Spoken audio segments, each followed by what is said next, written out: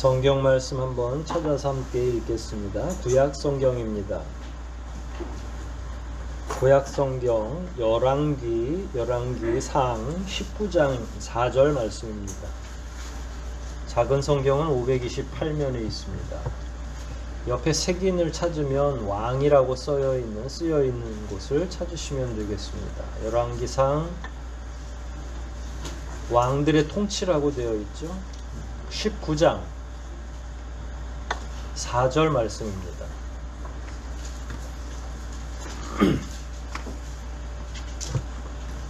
찾으신 것 같은데 19장 4절 한 절 말씀 저하고 같이 합독하도록 하겠습니다. 19장 4절 같이 읽기를 시작하겠습니다. 하루 종일 혼자 광야로 들어가 쌀이나무 아래 앉아서 죽기를 바라며 이제 더 바랄 것이 없습니다. 내 생명을 걷어가소서. 내가 내 조상들보다 나은 것이 아무것도 없습니다 하였다.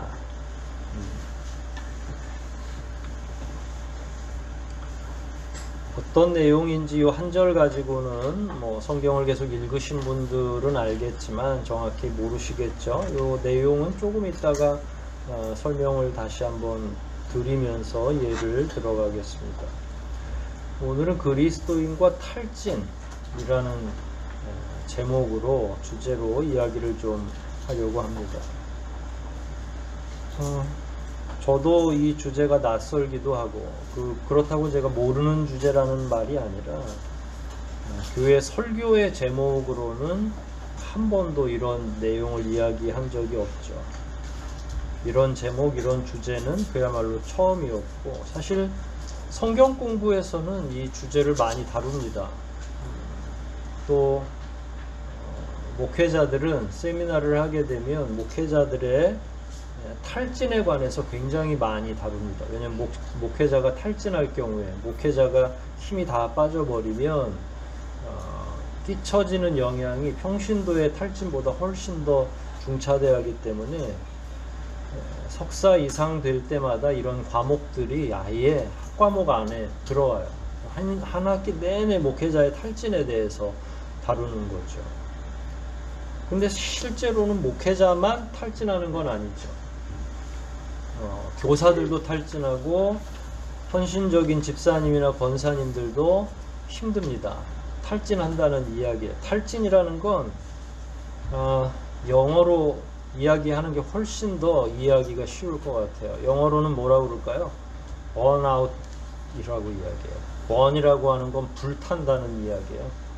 불타가지고 번아웃 됐다라고 하는 건 불타서 완전히 소진됐다.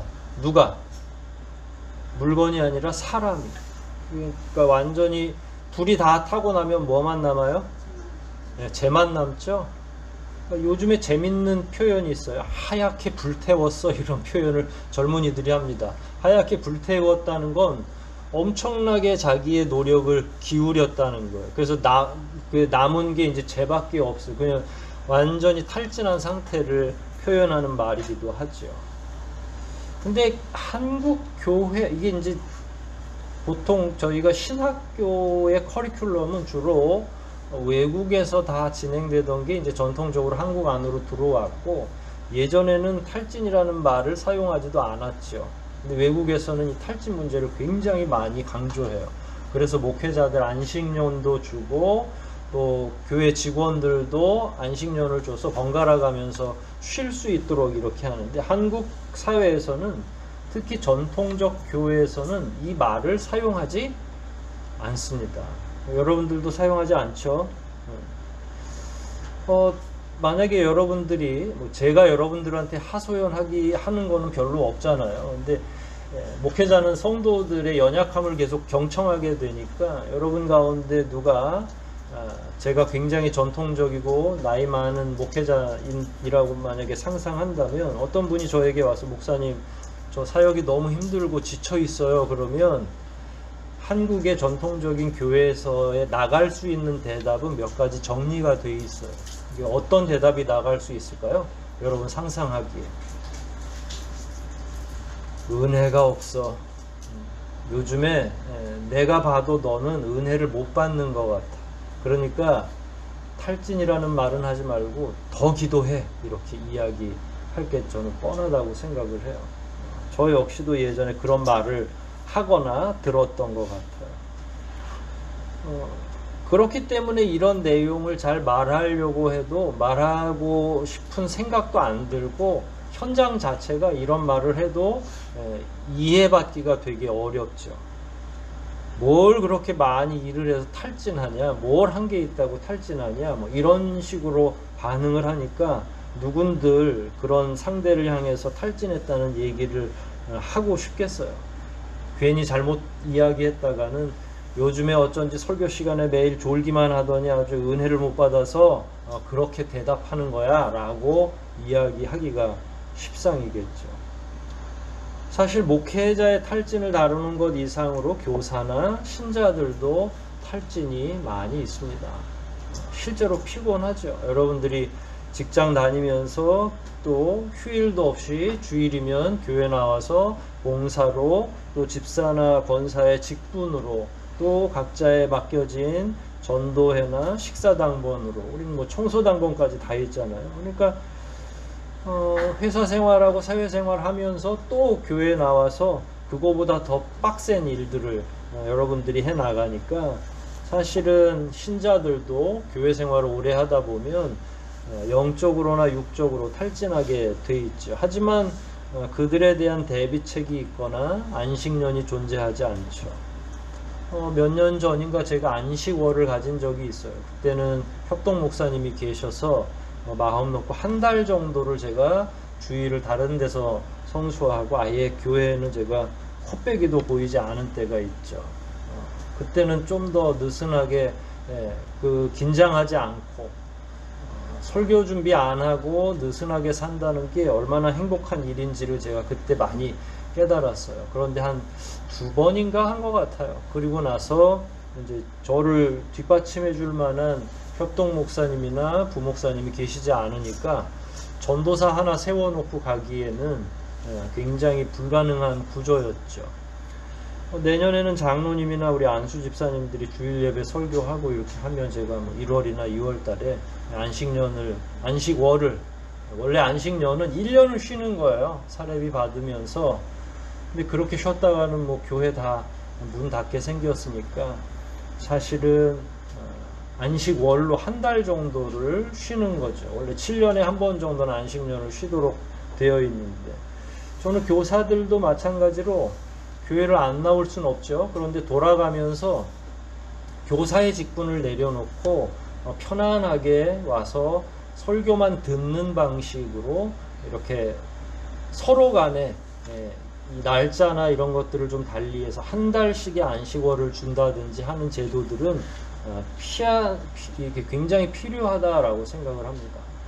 개인이든 기관이든 쉼이 없으면 파손되거나 피곤해지고 말 그대로 탈진하게 되죠.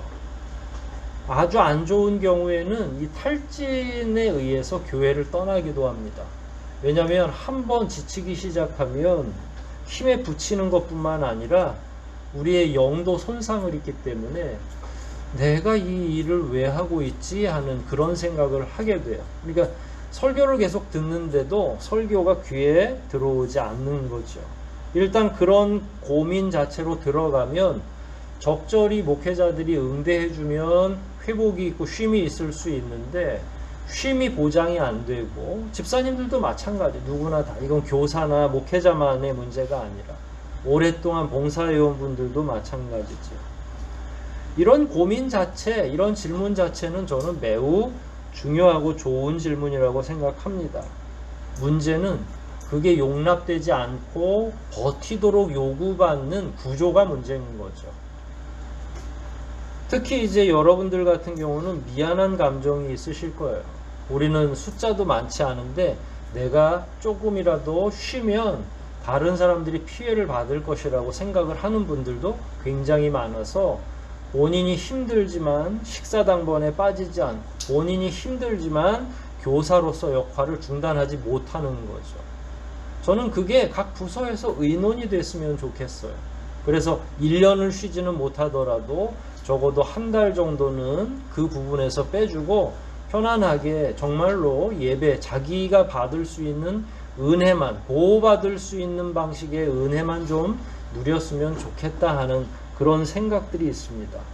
앞서 나가는 교회들은 장로님들이나 권사님들도 안식년을 줍니다. 그리고 또 때에 따라서는 7년마다 다시 재신임 투표를 하기도 해요. 저희는 뭐 거기까지 과격하게 생각할 필요는 없고, 적정한 시기가 되면, 그리고 본인이 필요하다고 느낀다면, 누구보다 본인이 잘 알 거 아니에요. 영적으로나 육적으로 지쳐있고 힘에 부치는데 억지로 다른 사람들의 눈치 보면서 나와서 앉아있는 것보다는 하나님께서 그 사람의 영혼과 육신을 회복시켜 주실 때까지 모든 공동체 식구들이 지켜주고 인내해 주는 것은 굉장히 필요하다. 어떻게 할지는 아직 모르겠어요.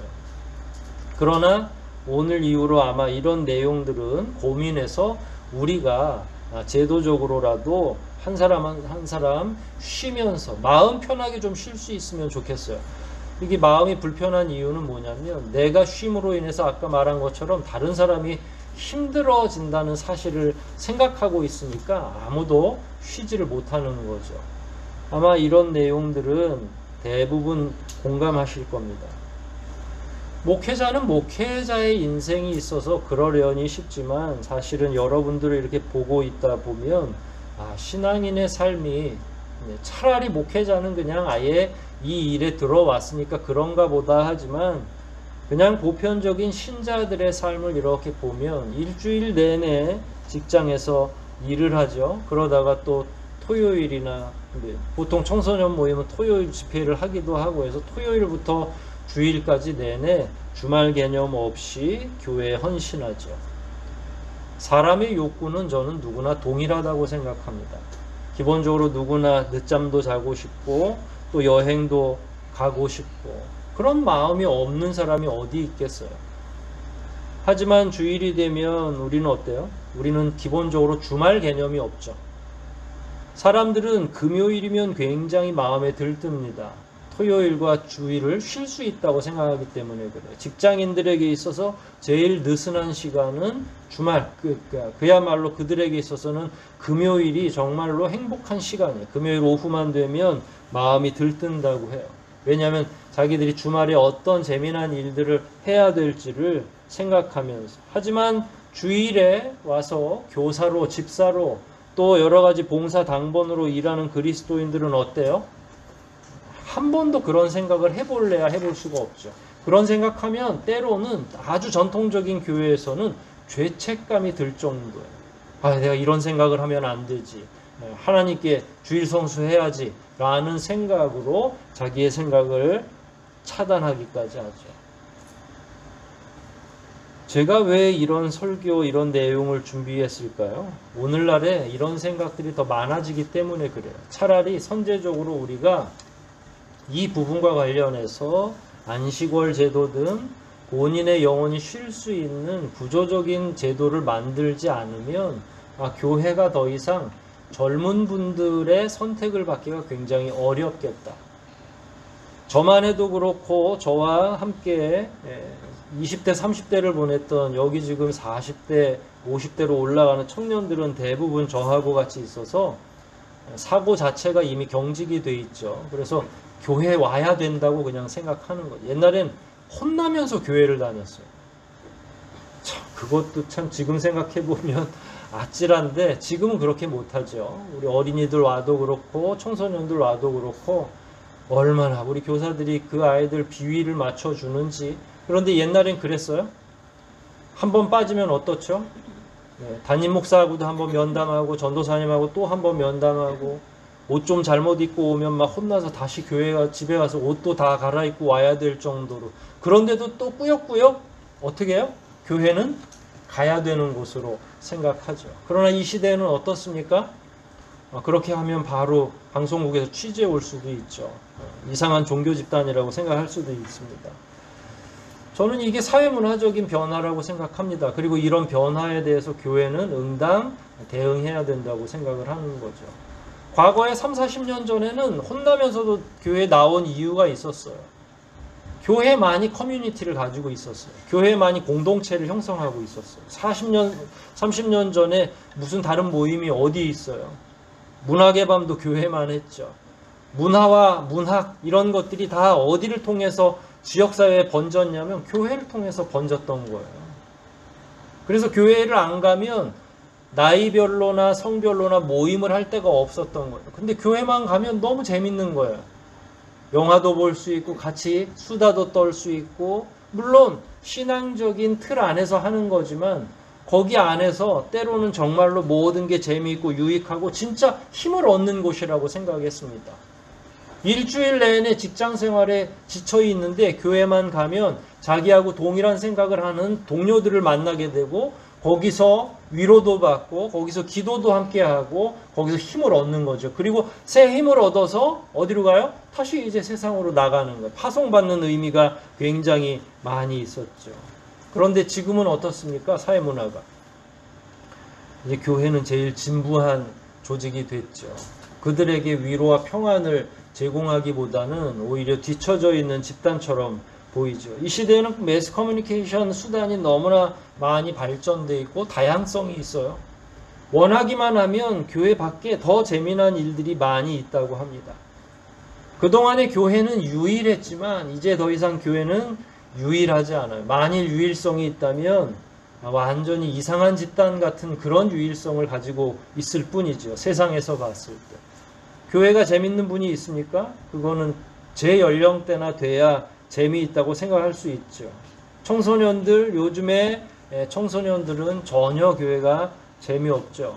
집이 훨씬 더 재미있을 것이고 밖에 나가서 친구들을 만나는 게 더 재미있죠. 대신 교회에 출석하고 교회 다니면 왜 이렇게 많은 요구를 받는지 몰라요. 성경도 읽어야 되고요. 큐티도 해오라고 해야 되고요. 심지어 헌금도 내라고 하고 주일 성수하라고 하고. 세상에서는 자기 돈 써가면서 이렇게 억압적인 공동체가 없는데 이 세상에서는 존재하지 않는 방식으로 계속 운영되는 거죠. 물론 이게 나쁘다, 이게 악하다 그런 의미로 이야기하는 게 아니에요. 지금 세상이 변하고 있고 그 변화하는 세상에 어떻게 교회가 지혜롭게 대처할 수 있느냐 하는 이야기를 하려고 하는 거죠. 결국 이렇게 되면 기독교 인구가 날마다 줄겠죠. 젊은이들, 청소년들 전도하는 게 쉽습니까? 쉽지 않죠. 왜 쉽지 않죠? 지금까지 얘기한 이런 내용들이 저변에 깔려 있기 때문에 그래요. 심지어 교회 다니는 사람들도 나가서 흥미를 찾고 나가서 사람들 만나고 나가서 공동체를 형성하는 게 훨씬 더 재미있다고 여겨지는 그런 시대에 우리는 살아가고 있는 거죠. 그러면 그럴수록 교회는 더 피곤한 기관이 되고 마치 쉬지 않고 일하는 느낌을 우리 교회에 출석하는 성도들, 청년들도 갖게 된다는 이야기예요. 물론 이렇게 이야기할 수 있습니다. 야, 교회의 신앙생활을 재미로 하냐? 믿음 생활은 재미로 하는 게 아니야 라고 하는 거예요. 하지만 그럼에도 불구하고 재미가 없다 하더라도 적어도 교우들이 교회에 왔을 때는 안식이나 공동체 안에서 쉼을 얻고 평안을 얻어야 되는데 오늘날 교회가 얼마나 분란이 많이 있습니까? 평화와 안식을 얻는 대신에 오히려 자기가 계속 희생당하고 있다는 느낌을 갖고서 또 집으로 돌아가는 거죠.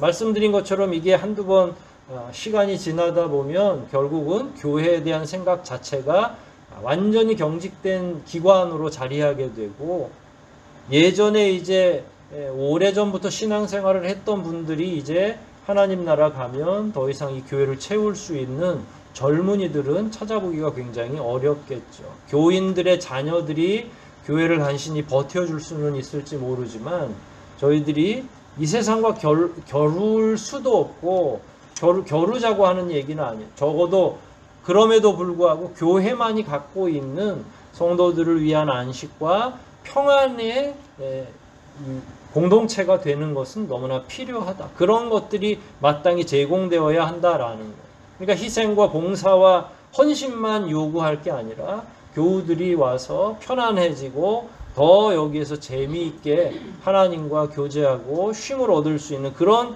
기간이 될 필요가 있다라고 하는 거예요. 하나님의 일을 한다는 건 목회자가 됐든 혹은 나이 어린 교사가 됐든 다 가치가 동일하다고 생각을 합니다. 어린 영혼들을 위해서 기도하고, 요즘에 유초등부 교사들이 굉장히 부지런해졌고 이제 설교할 수 있는 전도사가 없으니까 자기들끼리 설교도 체크하기도 하고 하는데 굉장히 제가 봐서는 바람직하고 뒤에서 봤을 때 은혜가 될 때가 많아요. 정말로. 뭔가 제가 더 이 사람들을 격려해서 뭘 빼먹으려고 하는 소리가 아니에요.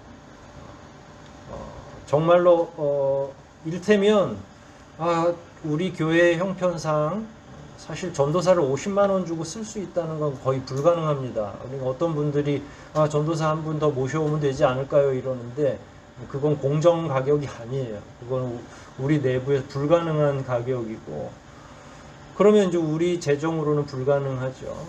그런데 이제 교사들이 그 역할을 대신 감당하는 거예요. 다만 제가 목회자로서 미안한 건 교사들이 이런 짐까지 져야 되는구나 라는 거죠. 근데 저는 바라기는 본인이 말씀을 준비하면서 그 말씀 안에서 회복이 있고 먼저 깨달음이 있고 은혜를 받는다면 제가 충족시켜 줄 수 있는 건 없지만 하나님이 충족시켜 줄 건 있다. 하지만 그것도 과부하가 걸리고 힘이 들면 나중에는 그게 짐으로 다가올 거다라는 거예요. 그래서 저는 교사들이 애쓰고 지금 은혜를 베풀고 본인들끼리 막 기도 모임을 하고 설교에 대해서 서로 이야기해주고 하는 그런 과정이 너무 예쁘고 멋지고 아름다운 일이긴 하지만 이게 오래됐을 경우에 그러면 어떻게 이들에게 쉼이 보장되고 편안한 안식이 있는지, 또 편안하게 예배하는 것은 어떻게 해소되어야 되는지는 우리가 함께 공동체 전체가 같이 기도하고 이야기해 주어야 될 부분이겠죠. 하나님의 일을 하는 것도 지치고 피곤합니다. 저는 가끔 여러분들에게 엄살을 피우죠. 몇 번인가 얘기했죠. 목사도 교회 가기 싫을 때가 있다고요. 주일 아침에 교회 가기가 제일 싫어요, 사실은. 설교도 해야 되고 내가 맡아 있는 일이 있지만 이 내면 안에 좀 더 쉬고 싶고 좀 더 여유 있게 오고 싶고 그런 생각이 있습니다. 그래서 안식월 할 때는 막 살이 찌는 느낌이에요. 몸도 마음도 다 그렇습니다. 교사들도 마찬가지겠죠. 아침 9시 예배를 위해서 우리 교사들이 7, 8시부터 자기를 준비해서 오는 것. 식사당번은 또 안 그러겠어요? 식사당번 하시는 집사님들이나 권사님들은 토요일부터 반찬 준비를 하시더라고요. 와서 교인들 한 끼 잘 먹이겠다고 그 수고를 마다하지 않죠. 여름에 국 하나 끓이는 게 쉬운 일은 아니잖아요. 이런 일들이 끊임없이 계속 요구되는 교회 안에서 어떻게 그들의 수고와 노고를 보상할 수 있을까? 이게 탈진하고 너무 관련이 깊은 거죠. 여러분들의 탈진 지수는 어느 정도 됩니까? 난 지금 너무 지쳐 있어, 너무 힘들어, 너무 고통스러워 라고 하는 분도 있을 거예요. 코로나라서 비록 지금 교회 자체를 위한 봉사와 헌신은 많이 줄었지만 그럼에도 불구하고 직장 생활이나 그런 영적인 스트레스들이 본인을 억누르고 있다면 그 사람 탈진할 확률이 많은 거죠. 근데 여기서 중요한 건 저하고 여러분이 탈진하고 피곤하고 이걸 인정하는 게 중요한 게 아니라, 그러면 하나님은 이 탈진에 대해서 어떻게 처리해 주시는가라는 거예요. 여기서 제일 중요한 건 하나님의 반응이 있죠. 오늘 본문으로 돌아가 보도록 하겠습니다. 오늘 본문의 주인공은 누굴까요? 구약의 가장 위대한 선지자라고 하는 엘리야가 주인공입니다. 오늘 4절 이렇게 보면 어디 도망가는 광경이에요. 너무 지쳐서 광야를 걸어가다가 가시나무인가요? 쌀이나무 표현되어 있죠. 이거는 그 예전 성경에는 로뎀나무라고 표현되어 있어요. 거기 그 그늘 아래서 죽어서 차라리 죽는 게 낫겠다 이런 생각을 하는 거예요. 여러분, 엘리야는 어떤 선지자입니까? 구약에서 모세 다음으로 가장 위대한 선지자예요. 가장 능력 있는 선지자죠. 엘리야가 아합과 이세벨 당시에 있었던 선지자인데, 엘리야가 아합과 이세벨이 우상 숭배하는 걸 못마땅하게 여겨서 저주의 말을 퍼붓죠. 3년 동안 하나님께서 허락하지 않으면 비가 내리지 않을 거다. 엘리야가 그렇게 이야기를 합니다.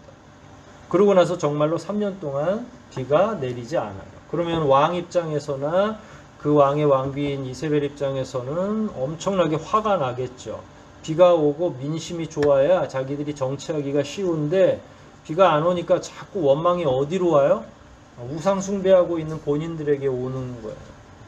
그래서 때가 돼서 결국은 엘리야가 다 부르죠. 야, 우리 한번 비를 오게 하자. 일종의 기우제 같은 느낌의 행사를 하나 준비하죠. 그랬는데 아합과 이세벨이 850명을 준비했어요. 제사장들. 그야말로 정말로 상급의 제사장도 있을 것이고, 그 사람들을 수종드는 제사장들이 있죠. 바알과 아세라의 제사장들 850명을 데리고 아주 유명한 산이죠. 어디로 모여요? 네, 갈멜산으로.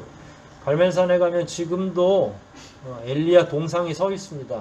구불구불한 칼을 한쪽에 들고 있는데 굉장히 분노한 상이 딱 서 있어요. 그러니까 850명하고 싸워야 되니까 아마 그렇게 분노해 있던 것 같아요. 그래서 이제 비가 오게 하는 작업을 하는데 850명이 아무리 난리를 쳐도 비가 오겠어요? 심지어 자기들을 자해하고 피를 흘리기도 하고 그야말로 미친 듯이 춤을 추기도 하고 하는데, 비가 오기는커녕 점점 이제 사람들의 진이 다 빠지는 거죠. 그때 누가 기도합니까? 이제 엘리야가 할 차례죠.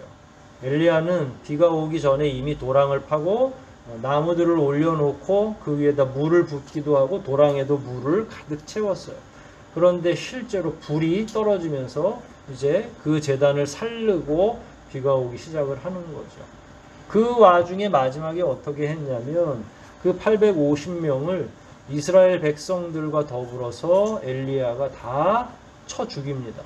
그러니까 한날 한시에 그냥 850명을 죽인 거예요.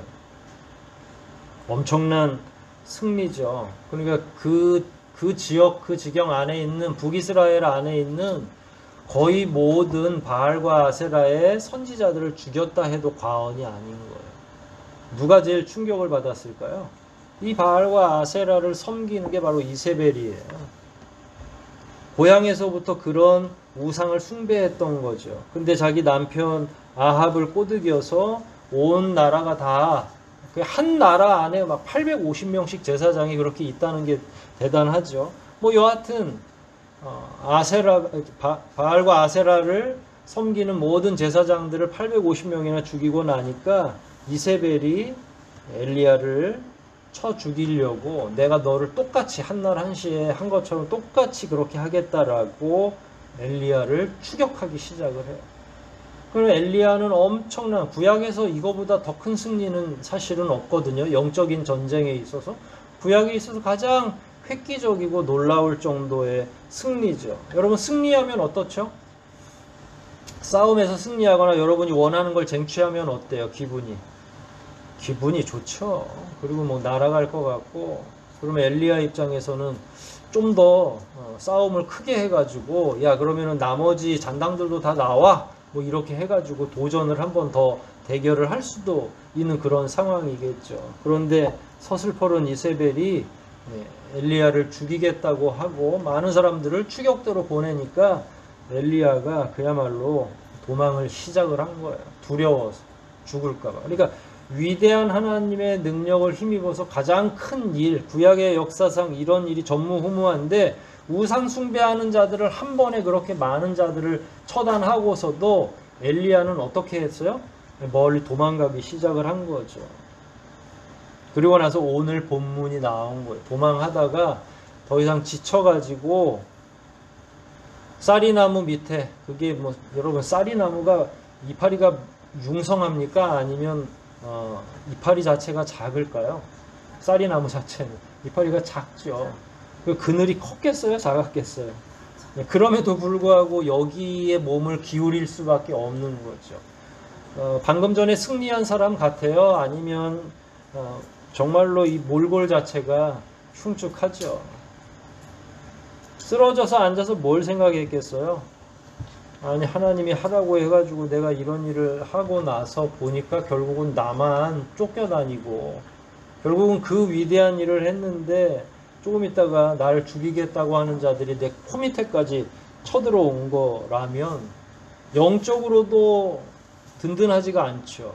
왜냐하면 하나님께서 자기를 돕고 있다는 사실을 파악해야 영적으로 충만하고 그 영이 살아야 육신까지 영향을 끼칠 텐데 이미 영과 육이 소위 요즘 말하는 멘탈이 다 나가버리니까 육신도 제어가 안 되고 광야에서 막 여기저기 헤매듯이 왔다 갔다 하는 것 자체는 생명을 단축시키는 거잖아요. 그러니까 육신과 영이 완전하게 탈진하는 거예요. 그래서 오늘 본문에 이렇게 표현됐어요. 이제 더 바랄 것이 없습니다. 힘있게 얘기한 것도 아닐 것 같아요. 내 생명을 걷어가소서. 내가 내 조상들보다 나은 것이 아무것도 없습니다. 이게 방금 전에 싸움에서 완전하게 이긴 개선장군 같은 느낌의 사람이라고는 할 수가 없는 거죠. 이젠 자기 목숨 구하는 것에 그야말로 그것조차도 이제는 포기하겠다라는 거예요. 죽여주세요라는 거죠. 구약 성경에서 가장 위대한 일, 근데 그 일 이후에 힘도 없고 죽는 게 낫다고 표현하는 건 과연 어떤 일일까라는 거예요. 그런데 곰곰이 되짚어보면 누구나 이런 일이 많습니다. 여러분들은 이해하기가 어려울 수도 있죠. 이게 무대에 서는 사람들, 그게 가수가 됐든 연극 배우가 됐든, 그래서 무대에서 혼신의 힘을 다해서 자기 공연을 끝내고 커튼 뒤로 돌아가면 어떤 마음이 생긴다고 그래요? 아마 인터뷰 많이 들으셨을 거예요. 너무 공허하고 자기가 방금 전에 저기서 박수갈채를 받던 그 사람인가 할 정도로 정말로 영이 무너진다는 거예요. 그 공허감이 이루 말할 수 없다는 거죠. 여러분, 목회자가 언제 제일 힘든 줄 아세요? 모르죠. 설교하기 전일까요? 설교하고 난 뒤일까요? 네, 설교하고 난 뒤가 그래요. 답은 저희가 조금 전에 다 말한 거죠. 그러니까 그 행위가 싫은 건 아닌데 우리의 영을 잠식하는 그 공허감이 있는 거예요. 그러니까 하나님께서 그런 사람들을 돌보지 않는 거예요. 여러분, 주일 성수 최선을 다해서 여러분들이 어린이들하고 막 씨름하고 여름 성경학교도 그렇고 막 열심히 뭐 식사 준비도 마찬가지예요. 막 하다가 집에 딱 들어가면 어때요? 뭔가 멍해지는 경우도 있고. 그런데 우리가 다른 생각으로는 안 가요. 진보를 안 시키죠. 왜냐하면 그렇게 하면 안 돼. 이건 사탄이 주는 생각이야. 피곤하다는 것도 사탄이 주는 생각으로 우리가 착각하는, 피곤하고 당연한 거예요. 너무 피곤해, 나 쉬고 싶어. 이건 너무나 당연한 일이에요. 죄책감 가질 필요가 없는 거죠. 그렇게 열심히 일을 했는데 안 피곤한 게 더 문제고 그 말을 안 하는 게 더 이상한 거죠. 우리가 예수님도 아닌데.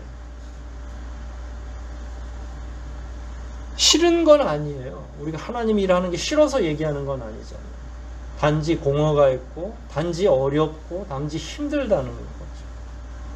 여기서 제일 중요한 게 뭘까요? 이 과정에서 제일 중요한 건 저는 하나님의 반응이라고 생각해요.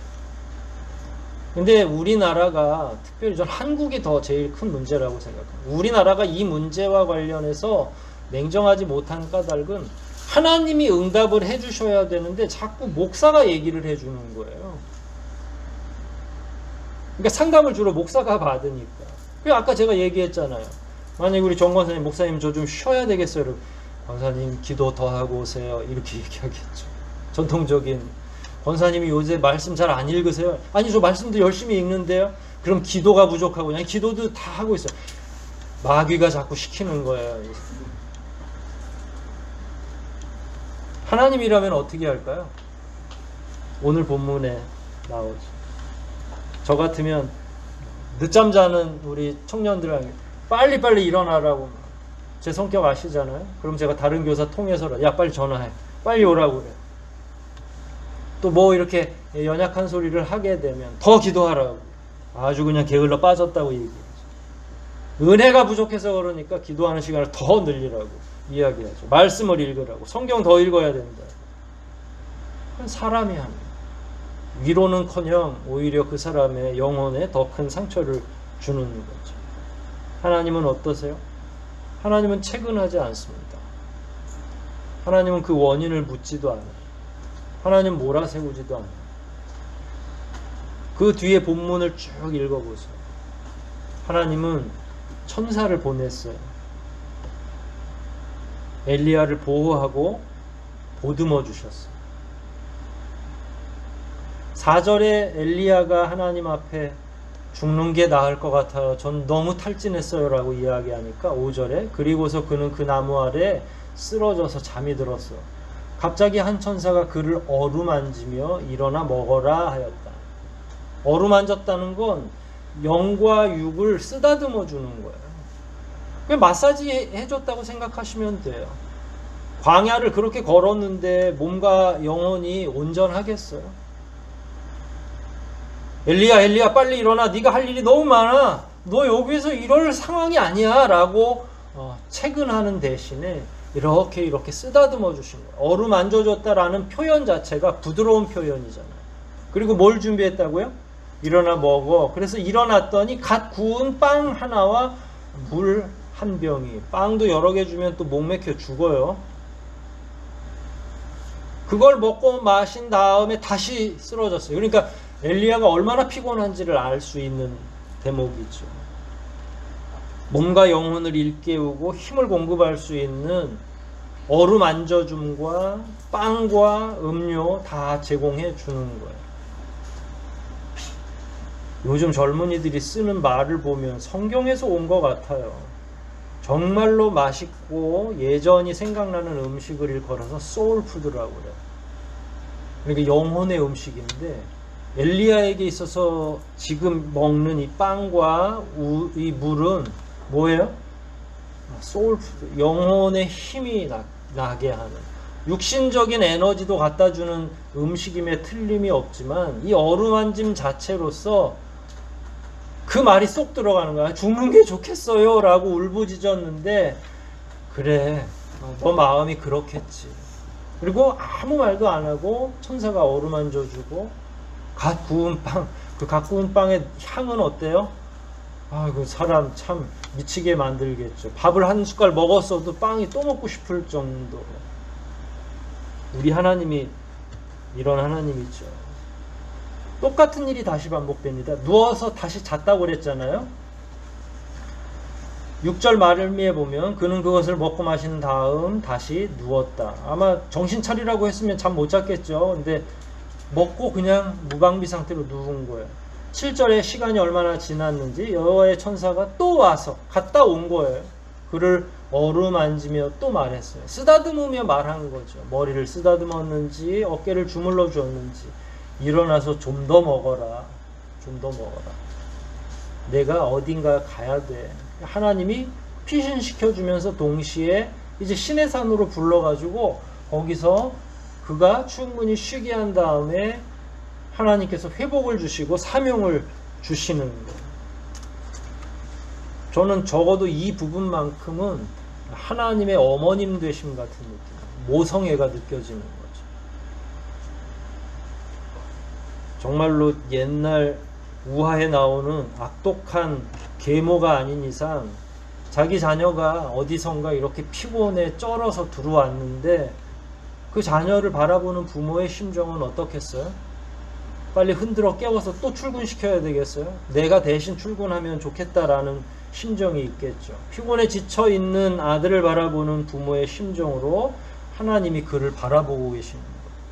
탈진에 있어서 제일 중요한 건 목회자의 위로가 아니라 하나님의 위로였던 거예요. 하나님의 인내하심. 근데 하나님은 예전이나 지금이나 변화가 없어요. 하나님은 언제나 품을 열어주시고 여러분들이 약한 소리 하셔도 화내지 않을 그런 하나님으로 존재하고 계시는 거죠. 근데 목회자가 잘못 가르치고 있는 거죠. 교회 전통이 뭔가 문제가 있는 거죠. 저도 가끔 우리 아이들한테는 그렇게 얘기합니다. 아파도 교회 가서 아프라고. 회개해야죠. 아프면 집에서 아픈 게 낫죠. 편안하게 쉬어야죠. 교회가 뭐라고. 근데 예전엔 다 그런 정신으로 했는데 그걸 일방적으로 교우들에게 이제는 이야기하기가 어렵겠다. 왜냐하면 그건 하나님의 방식이라기보단 우리가 잘못 생각한 하나님의 방식이었기 때문에. 하나님은 우리를 수단으로 보지 않아요. 하나님이 엘리야를 내가 이놈을 잘 훈련시키고 건강하게 해서 아합하고 싸우고 맞짱 뜨는데 이용해야 되겠다라는 마음이 아니라, 사랑하지만 그 사명을 감당해야 될 게 엘리야이기 때문에 할 수 없이 엘리야를 내보냈지만 엘리야가 당하고 있는 고통까지도 모르는 척하는 그런 하나님은 아니라는 거예요. 하나님의 복음을 누군가 증거하고 전달해야 되겠기에 여러분들을 교사로 세우고 봉사자로 세우시긴 하셨지만, 그럼에도 불구하고 하나님은 여러분들의 영혼을 더 귀히 여기고 소중하게 생각하고 지켜보고 계신다는 이야기예요. 우리는 사명을 갖고 일하지만 때로 우리가 희생하기도 하지만, 그럼에도 불구하고 우리는 기계가 아니고 도구가 아니고 하나님의 가장 사랑하는 자녀인 것을 기억할 필요가 있죠. 하나님이 여러분들을 돕지 않기로 작정하신 게 아니라 도움받는 방법을 몰랐던 거예요. 차라리 4절에 나와 있는 것처럼 엘리야 같이 정직하게 이야기하십시오. 하나님, 너무 피곤해요. 하나님, 제가 더 이상 일어나기가 어려울 것 같아요. 그럴 때 하나님이 갓 구운 빵과 천사를 동원해서 만져주고 주물러주고 그 사람이 회복할 수 있도록, 영과 육이 한꺼번에 다 일어날 수 있도록. 본문 어디에서도 하나님은 채근하지 않습니다. 하나님은 엘리야를 하나님의 가장 귀한 자녀로 생각하고 있는 거죠. 교회에서 봉사를 오래 하는 것 쉬운 일이 아닙니다. 여러분들이 아무리 지쳐도 교회로 나오려고 하는 그 생각은 아무나 하는 게 아니죠. 근데 그걸 너무 쉽게 생각하는 교회 공동체의 구조가 문제가 있는 거죠. 우리는 그러지 맙시다. 앞으로라도 멀리서 나오는 교우들을 위로하고 격려해 줄 줄 아는 교회가 돼야 되겠죠. 그런 공동체가 돼야 되겠죠. 힘없어 지치면 그를 위해서 애써주는 교회 공동체가 돼야 되겠죠. 구조적으로나 제도적으로 아프고 불편하고 힘든 사람들을 위해서 더 애쓰고 기도하는 공동체가 돼야 되겠죠. 그게 하나님이 원래 하시는 일이고 그걸 본따서 하는 게 우리의 사명인 거죠. 하나님께서 그렇게 귀히 여기는 신자들을 만일 교회가 혹은 목회자가 그렇게 하지 않는다면 그건 하나님과 반대되는 일을 하는 거겠죠. 만일 여러분들이 힘들고 지쳐 있다면 하나님께서는 엘리야에게 해주셨던 것처럼 기다려주시고 힘이 날 때까지 도와주시리라 생각을 합니다. 하나님께서는 여러분들이 교회 일로만 지쳤을 때 하나님은 아니에요. 더 품이 넓으신 하나님이죠. 여러분들이 직장 생활하다가 참 인격적으로 모욕을 당하기도 하고 내가 받는 급여에 비해서 상대적으로 너무 많은 일을 하는 경우도 있죠. 피곤해 죽으려고 해도 그 굴레 안에서 벗어날 수 없는 이 대한민국의 현실도 있는 거죠. 저는 하나님이 그런 사람들까지도 다 위로하시리라 생각을 합니다. 그러니까 교회에서 지쳐있는 영혼들만 하나님이 이렇게 하신다고 하면 그 하나님이 얼마나 쫌스러운 하나님이겠어요. 그러면 여러분들이 마치 교회에서만 신앙생활 해야 된다는 이치하고 다를 바가 없죠. 여러분이 생활하고 있는 여러분의 가정에서의 어려움도, 여러분이 몸담고 있는 회사에서의 어려움도 하나님 앞에 마음껏 토해내도 괜찮습니다. 왜냐하면 하나님이 파송한 거고 그 영역도 하나님의 영역이기 때문에 그래요. 힘들고 지쳐 있을 때에 가장 위로가 되는 건 내 뒤에 믿을 구석이 있을 때 그런 거죠. 그게 가족이고 그게 부모였다면 영적으로는 그게 하나님의 역할, 그게 교회 공동체의 역할 아니겠습니까? 여러분들이 힘들고 지쳐있는 그 내용들이 교회 안에서 공동체 식구들 안에서 더 위로를 받고 더 평안을 누리고 내가 쉬는 게 죄악이 아니라 오히려 자녀로서의 특권인 것을 잘 기억하시면서 하나님 안에서 풍성한 회복과 쉼의 은혜를 누리는 저와 여러분 되시기를 주의 이름으로 축복합니다. 우리 말씀들 생각하면서 한번 기도하시겠습니다. 특별히 직장생활하면서 가정생활하면서 마음의 상처를 가지고 있는 교우들은 오늘 이 말씀을 통해서 하나님이 여러분들을 기다리고 계시고 마치 엘리야를 뒤에서 응원해 주신 그 하나님이 나를 위해서도 그리하실 것이다 라는 확신을 가지시고 하나님 앞에 더 가까이 나아가시기를 부탁드립니다. 하나님께서 이미 여러분들의 아픔을 알고 계시기에 이 시간 우리가 더욱더 신실하게 하나님을 나의 아버지로, 나의 연약함을 아시는 나의 부모로 인정하고 그분에게 나의 가장 연약한 부분, 내가 고통당하는 부분을 편안하게 이야기하는 그런 기도 이 시간 우리 함께 올리시겠습니다.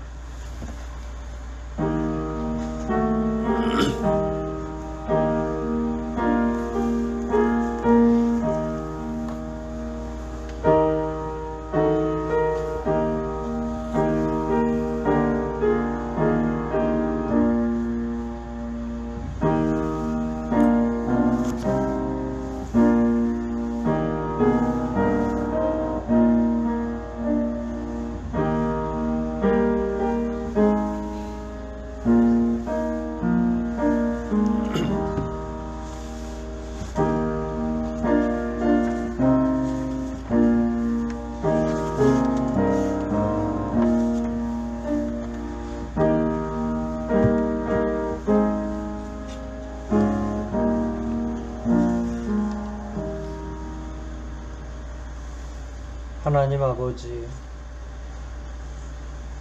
우리의 마음을 어루만져 주시기를 원합니다. 하나님만이 주실 수 있는 위로를 저희들이 깨닫기를 원합니다. 안식을 누리는 건 죄악이 아니라 우리의 특권인 것을 잘 기억하게 도와주시옵소서. 공동체 안에서 회복되고 쉼이 있고 서로를 격려하게 도와주시옵소서. 우리의 어리석음과 연약함으로 인하여 타인이 상처받지 않게 도와주시옵소서.